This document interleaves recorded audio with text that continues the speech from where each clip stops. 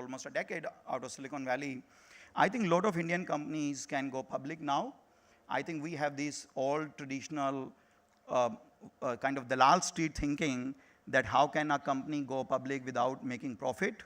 I think if you look at the technology sector last 22 years, it has rewarded scale followed by profitability. You know, if I, like for example, Mr. Gandhi was giving a lot of analogies about farming. If I have only 1 acre of land and it's highly fertile, I use the best irrigation, best fertilization, it's still 1 acre. I may grow on that land 3 times better yield than others, right? But it's still 1 acre. But if I have 10,000 acres and I'm a horrible farmer with no irrigation, no fertilization, one day I will still find ways to increase optimization. So same way to answer your question, in my view, yes, Shopclues can go public maybe by second half of next year. Droom, if everything goes fine, could be a big IPO. At least that's a wishful thinking by end of 2018. But to answer your question, it is actually the scale. Technology companies get rewarded for proving scale first, because scale is a single metric which proves the value proposition, adoption, and attractiveness, market timing, and a lot of other things. And profitability is a good problem to have. If you have proven scale, you will find one day how to make money as well. You can, in fact, ask questions to Sandeep, those who are the digital India's movement going on. This is a visionary entrepreneur. Yeah, you can, yes, please. Can I have the mic there, please? Yeah.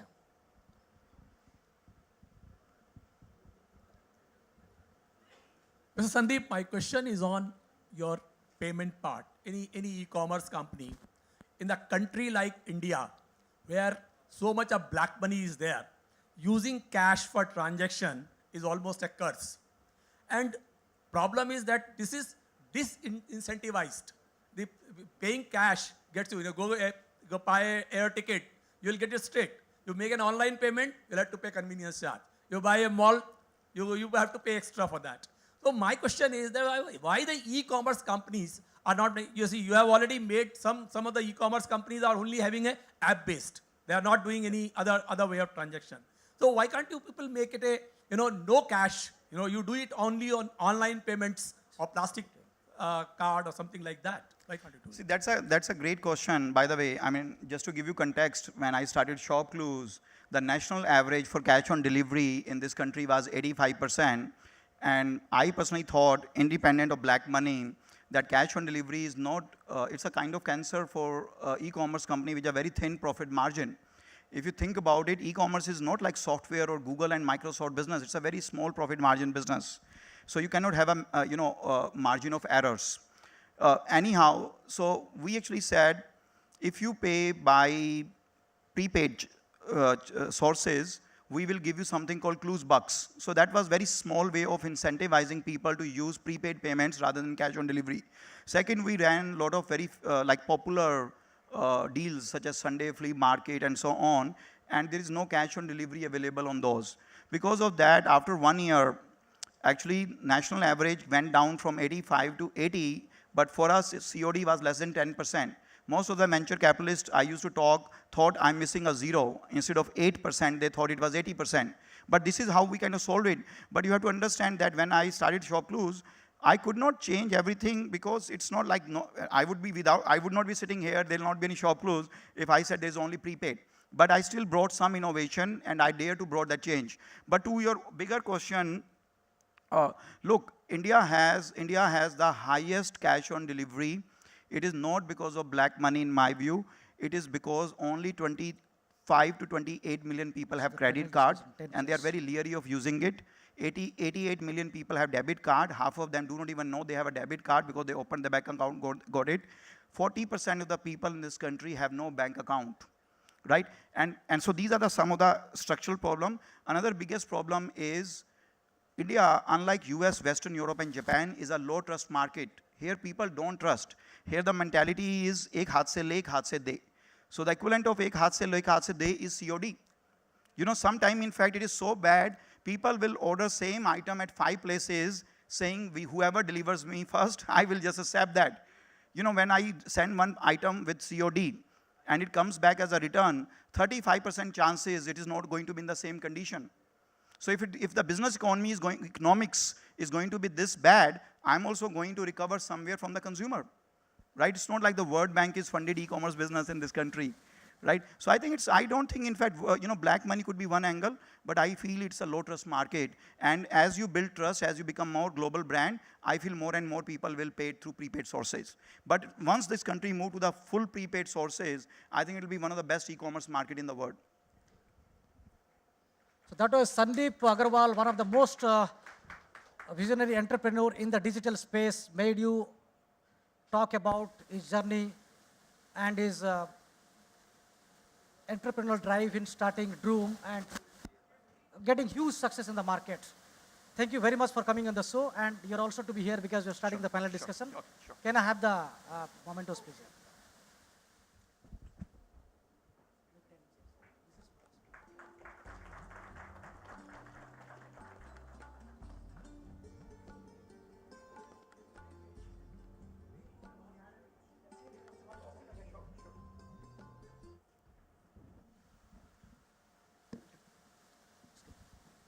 Good evening, sir. My name is Nilisha Bhimani. I'm a fashion entrepreneur, and e-commerce is a very big part of what I do.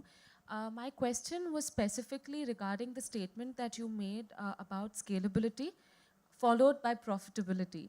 Then why is it that big companies like Amazon, though they can allow profitability, they don't do it, they do meaningful reinvestment because otherwise they'll get overtaken by competitors. We haven't really seen any of these big companies posting huge profits. So when do you think that gap is going to get bridged? Because otherwise what we are referring to very commonly in the media is the e-commerce bubble. Yeah. So, See, well, actually, that's a great question. But look, if you look at, eBay is not necessarily a very popular name in this country, but reality is it does tens of $billion, almost 100 billion plus in GMV, gross revenue in globally, right?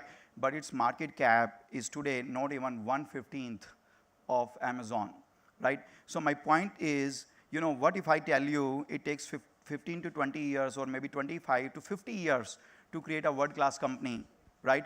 GE was started by Thomas Edison, who invented bulb. It's now known for Six Sigma, level 5, profitability, processes and everything.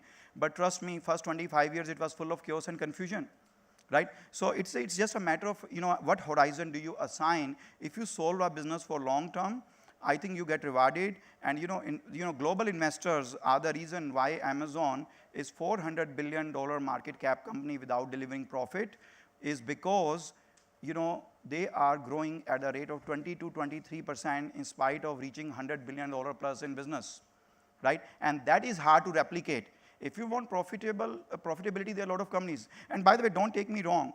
If your incremental growth is coming at a deteriorating economics, then you will not get rewarded, right? And if you can solve both scale and profitability, then you can actually, you can create lot of wealth, shareholder wealth. For example, Google or Facebook, they are both scale and profitability.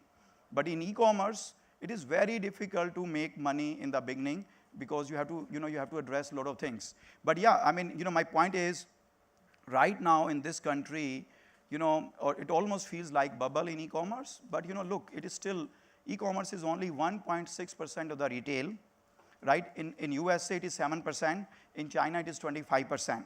So if those countries are the precursor, this e-commerce will continue to happen, and it brings choices to the people. It brings transparency, it brings convenience. It is empowering a lot of SMEs who will not know English, will not know technology, will not have a way to be in the shopping malls in Palladium Mall and Ambience Mall and so on, but they still can make meaningful living, right? That's a social aspect, but my point is profitability has to be kept in mind. What has happened in India, majority of companies have grown 3 times, 5 times, but at a deteriorating economics. There is something called, scale, power of scale or economy of scale. As you grow, your fixed expenses should remain fixed. That means on a per unit basis, they come down, but that has not happened. Those companies have hired 25 different TV celebrities. They have opened excessive warehouse space. They have just hired, instead of hiring 5,000 people, they hired 15,000. All that has caused some kind of natural correction in the market.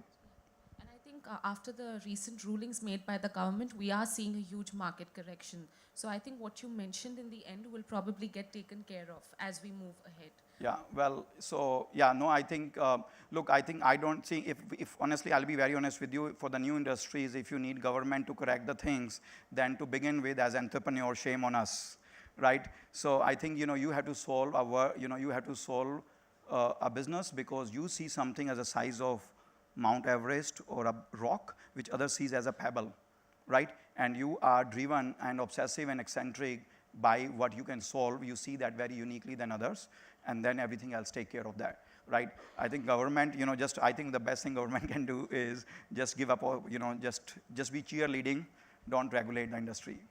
Thank you, sir. Thank you. Joko.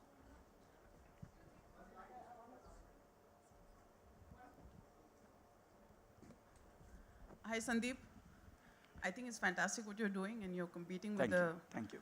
giants of e-commerce, and I think it's very inspiring for entrepreneurs like me. So I do strategy consulting also.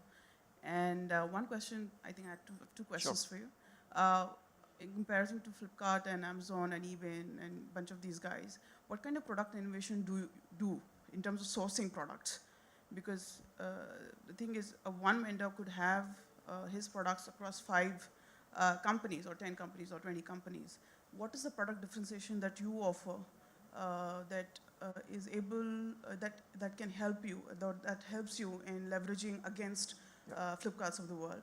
And second question, do you help vendor financing, or you do help in companies who are small, but they have innovative ideas, and are you able to support them? And the third question, sorry, do you do any kind of CSR activity, and what kind of work do you do in that space? So maybe I have a limited memory, so I'll try to address your second question first.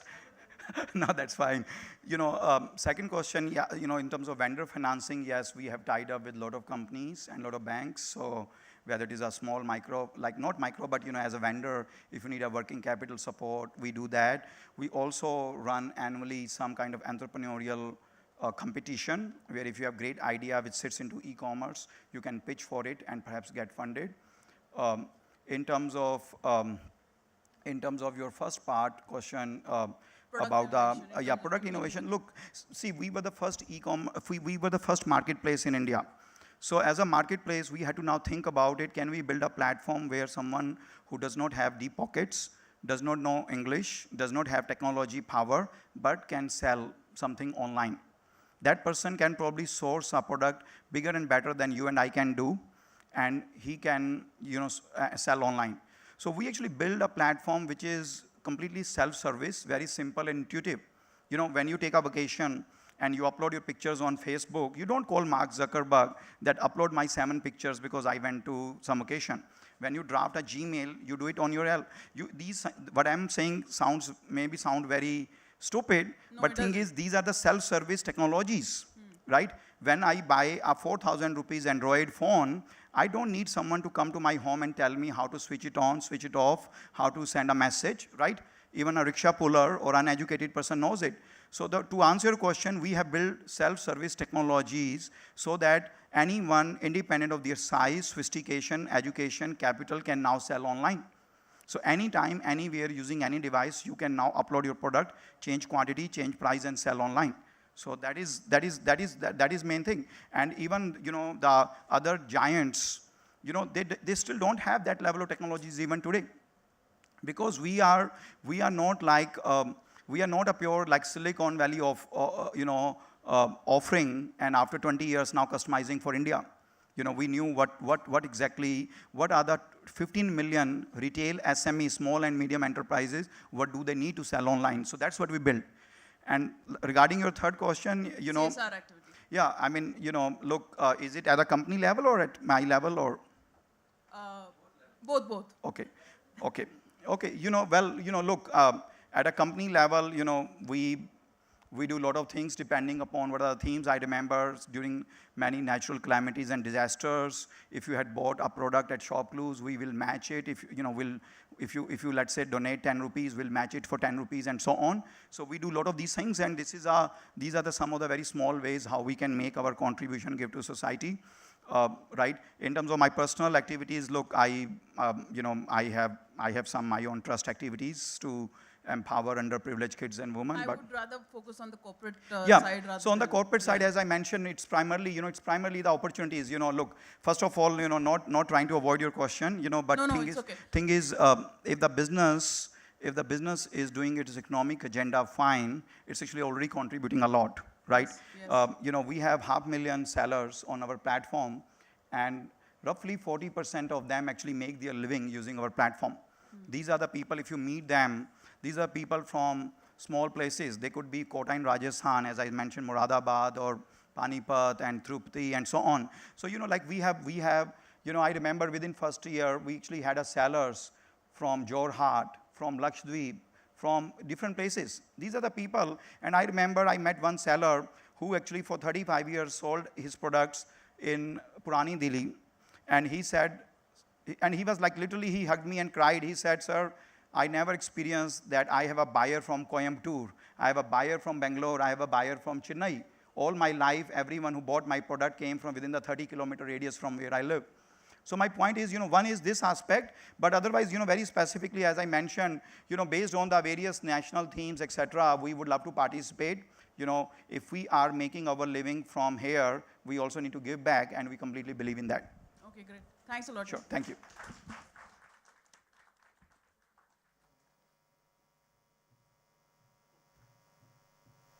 Ladies and gentlemen, please applaud for Mr. Sandeep Aggarwal. Let's get into the last leg before the refreshment break.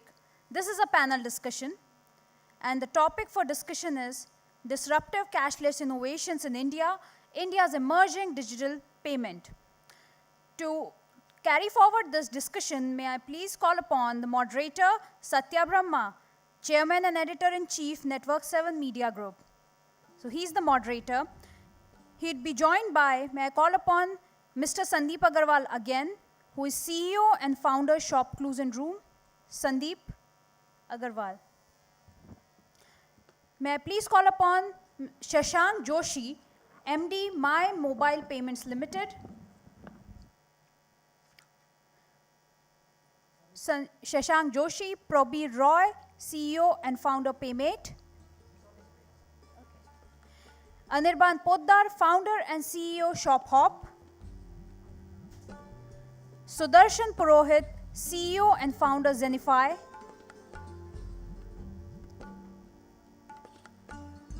So we have 4 people out here: Satya Brahma, Sandeep Aggarwal, Shashank Joshi, Prabir Roy, Anirban Poddar, and Sudarshan Purohit.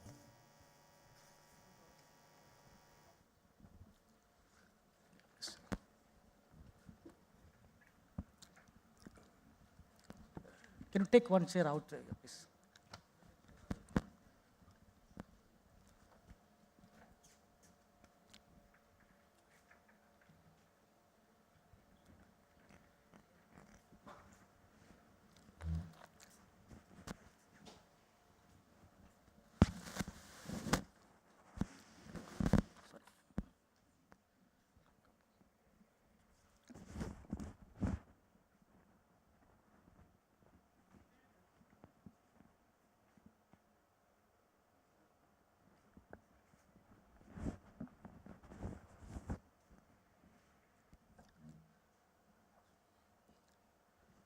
Well, ladies and gentlemen, this is a televised panel discussion which will be telecast on television. So I request all of you to switch off your mobile phones and keep it on silent mode. We are going to discuss about the digital payment market in India.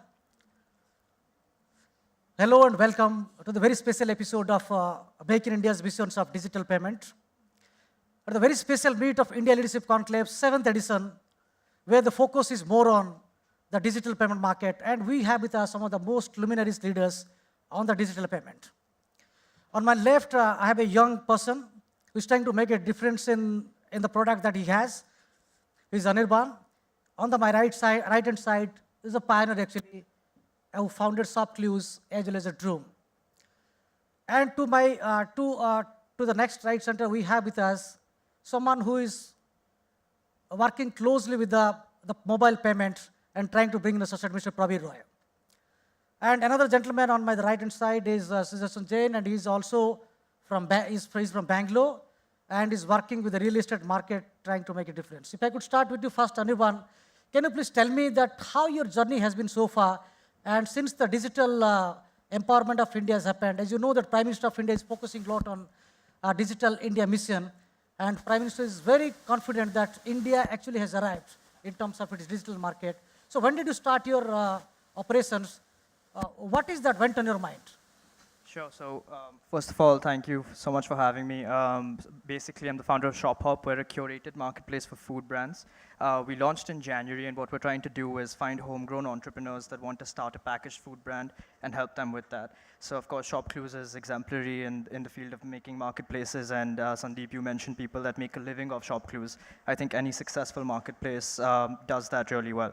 Obviously, payments is what facilitates people in terms, both on the merchant side as well as the consumer side, in terms of making that process very easy.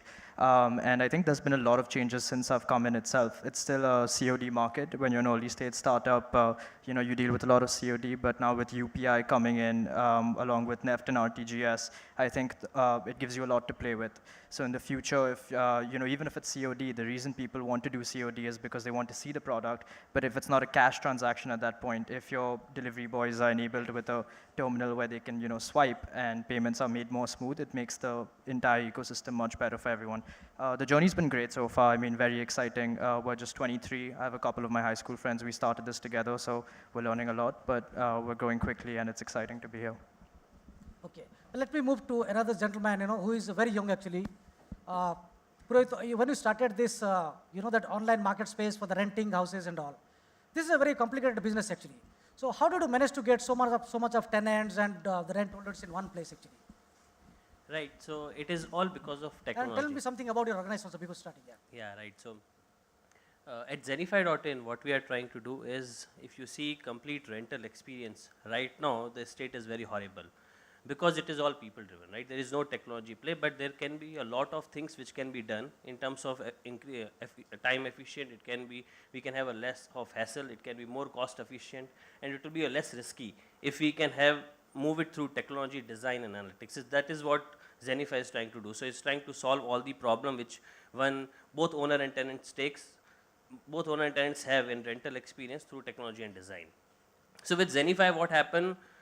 Owner comes and directly give their properties online to Zenify, exclusively online to Zenify, and then we list it. And on the other side, tenant directly books property online by paying 10,000 rupees. So this is first time in India any organization who is trying to achieve. So we have 350 online tenant booking where they have paid 10,000 online first because everything is standardized. So for having an online booking of a property, right, that's nowhere it's happening around the globe, right? What we have done the innovation is on three things. First is the price is standardized. So if you come online on Zenify.in, you have a fixed price for a property, right, which is unheard of. Second thing is the property is standardized. So we have standardized the fitting and fixtures, the standardized all the wardrobes, what all you will get in a property, that is also standardized. The third thing is the agreements are standardized. The terms are standardized because you are signing up with Zenify. So that is the innovation which you are bringing in, where now not only shirts or not only food you can order online, now you can take properties online. Only to Bangalore, or do you plan to go other cities? Currently only in Bangalore. So now our technology platform is completely ready. We are expanding it to other cities now. Are you breaking even? Yeah. So real estate, good part about that is it's definitely a high margin business, right? So it's not a low margin where we get a high amount of service fee from both owner and tenant. So we are doing pretty fine in terms of revenues. I could come to you. You are someone who understood the market very well. What has been your experience in this mobile payment at a time when India's space is really coming out in a big way? Do you think the internet penetration in India is going to multiply and will take it to the next level? And if that is so, what are the challenges are you going to face? Yeah, thanks, Satya, for having me over. First of all, I used to think that I know a lot, but actually nowadays the things are moving so fast that you have to keep pace with that, so nobody knows everything all the time. But there's something unique in our panel, that there are two guys here with the name Shop in it, ShopHop and Shopclues. So it's only right that we are in PayMate. Without Shop and Pay, you can't have a user experience. So both are coupled tightly at the hip.